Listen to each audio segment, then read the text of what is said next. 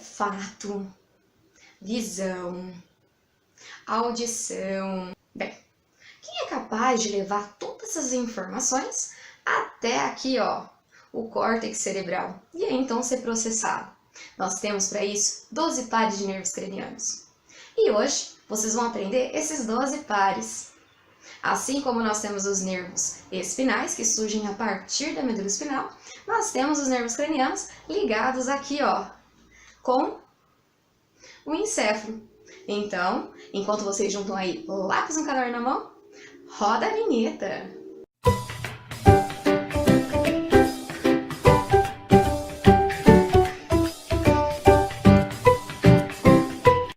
Estúdio de gravação, né? Vamos entender aí os 12 pares de nervos cranianos, né? Suas respectivas funções e sua origem.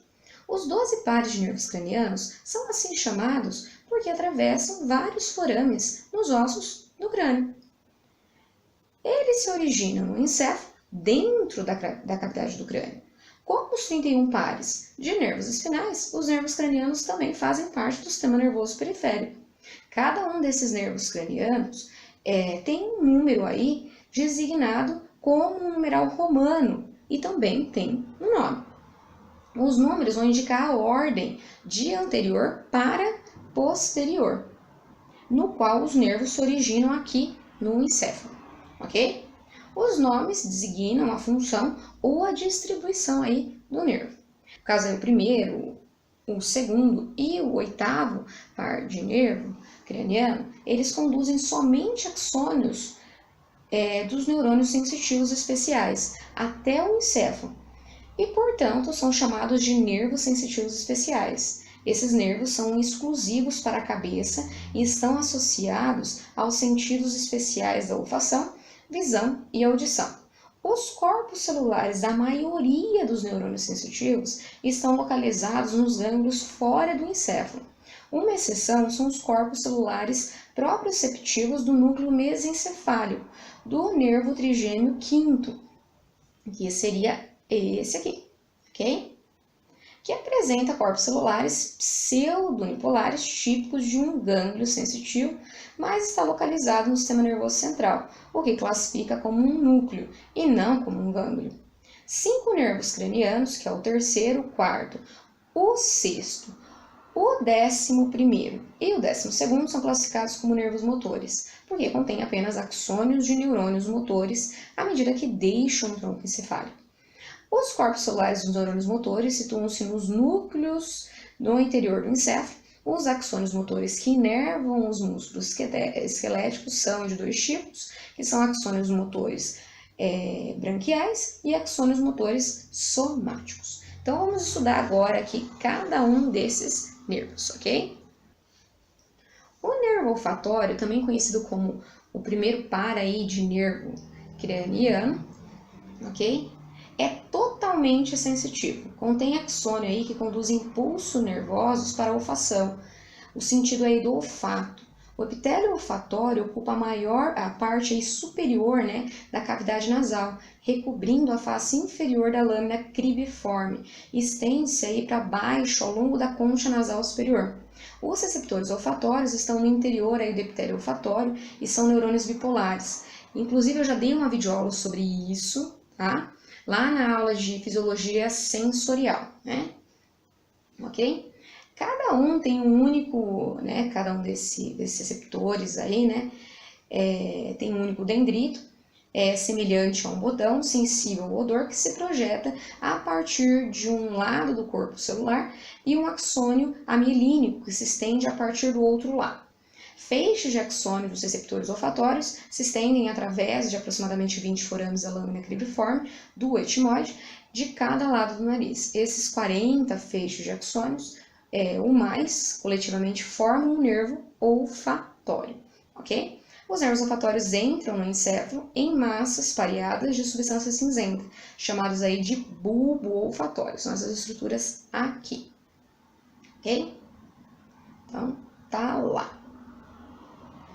2 extensões do encéfalo que se repousam na lâmina aí cribiforme. Dentro dos bulbos olfatórios, as terminações axônicas dos receptores olfatórios formam sinapses com os dendritos, né?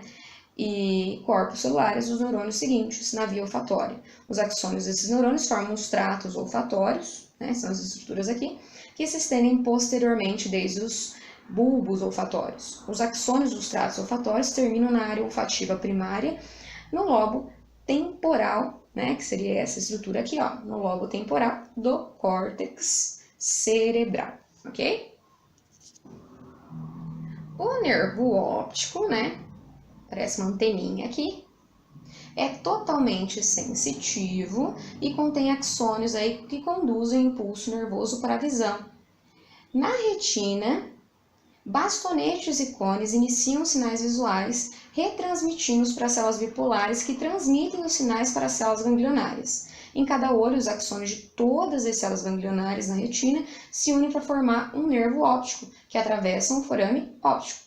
Cerca de 10 milímetros posteriormente ao bulbo do olho, os dois nervos ópticos se fundem para formar o quiasma óptico, que é essa estrutura aqui, ó.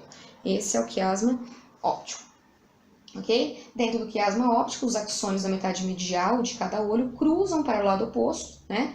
Os axônios da metade lateral permanecem no mesmo lado. Posteriormente ao quiasma, os axônios reagrupados, provenientes de ambos os olhos, formam os tratos ópticos, né? Então, formariam aí os tratos ópticos, ok? A maioria dos axônios nos tratos ópticos terminam no núcleo geniculado lateral do tálamo.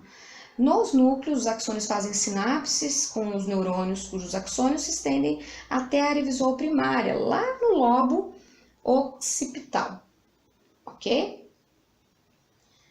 Alguns axônios passam pelo quiasma óptico e em seguida se estendem até os colículos superiores do mesencéfalo. Esses axônios fazem sinapses com neurônios motores que controlam os músculos extrínsecos e intrínsecos do olho, ok?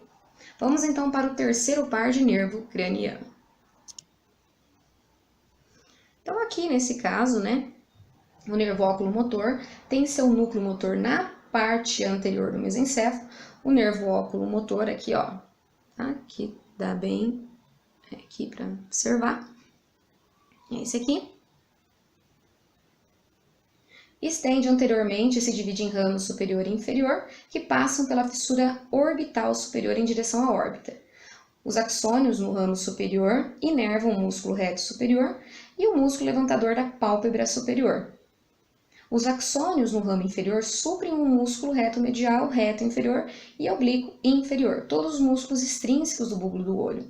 Esses neurônios motores somáticos controlam os movimentos do bulbo do olho e da pálpebra superior. O ramo inferior do nervo oculomotor também fornece axônios aí, motores parasimpáticos para os músculos intrínsecos do bulbo do olho, ok? Então aqui nós temos o quarto par de nervo craniano, também conhecido como nervo troclear. O nervo aqui, ó, troclear, é o menor dos 12 nervos cranianos e o único que se origina na face posterior do tronco encefálico. Nesse caso aqui, os axônios motores somáticos inervam o músculo oblíquo superior, os músculos aí extrínsecos do bulbo do olho, que controlam o movimento, ok? Então, esse aqui é o nervo troclear. Aí, na sequência, vem o nervo trigêmeo, que nós já abordamos em uma videoaula, que é esse aqui, que é o quinto par de nervo craniano.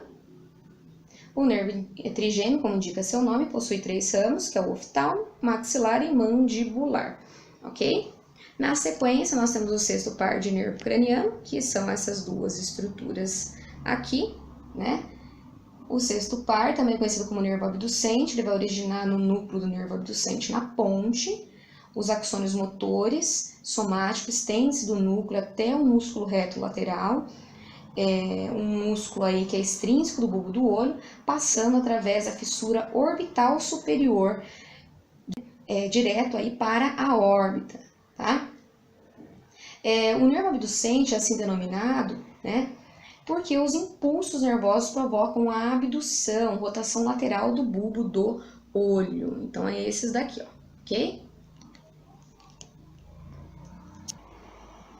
Já o nervo facial, o qual representa aí, ó, o sétimo par de nervo craniano, ele é misto. Seus axônios sensitivos eles estendem a partir dos botões gustativos dos 2/3 anteriores da língua e entram no temporal para se unirem ao nervo facial. A partir daí, os neurônios sensitivos passam para o gânglio geniculado, que é uma aglomerada de corpos celulares dos neurônios sensitivos do nervo facial, no interior do temporal e terminam na ponte, ok? Da ponte, os axônios se estendem para o tálamo e em seguida até as áreas gustativas do córtex cerebral. A parte sensitiva do nervo facial também contém axônios provenientes da pele, do meato acústico externo, que retransmite sensações de tato, dor e temperatura. Somado a isso, proprioceptores dos músculos da face e escalpo retransmitem informações por meio dos corpos celulares presentes no núcleo do mesencéfalo. Já a parte motora, branquiais, originam-se de um núcleo da ponte e deixam o forame estilomastoide para inervar a orelha média, os músculos da face, o escalpo e o pescoço. Os impulsos nervosos se propagam ao longo desses axônios e provocam a contração dos músculos da expressão facial. Por isso o nome facial, porque ele controla os músculos aí da face, além da contração do músculo estilioide, ventro posterior do músculo de gastro e o músculo estapédio. O nervo facial ele inerva mais músculo do que qualquer outro nervo do corpo. Lesão aí no nervo facial, que é esse aqui, ó, em consequência de condições como infecção viral, herpes zoster ou bactéria, doença de Lyme, resulta em paralisia de Bell, que é a paralisia dos músculos faciais, perda do paladar, diminuição da salivação e perda da capacidade de fechar os olhos, mesmo durante o sono. O nervo também pode ser lesado aí por traumatismo, tumores e AVC, ok? Já o nervo vestíbulo coclear, aqui ao lado, também conhecido como oitavo par de nervo craniano, ele é um nervo sensitivo especial. Ele vai ter como função aí a audição e o equilíbrio.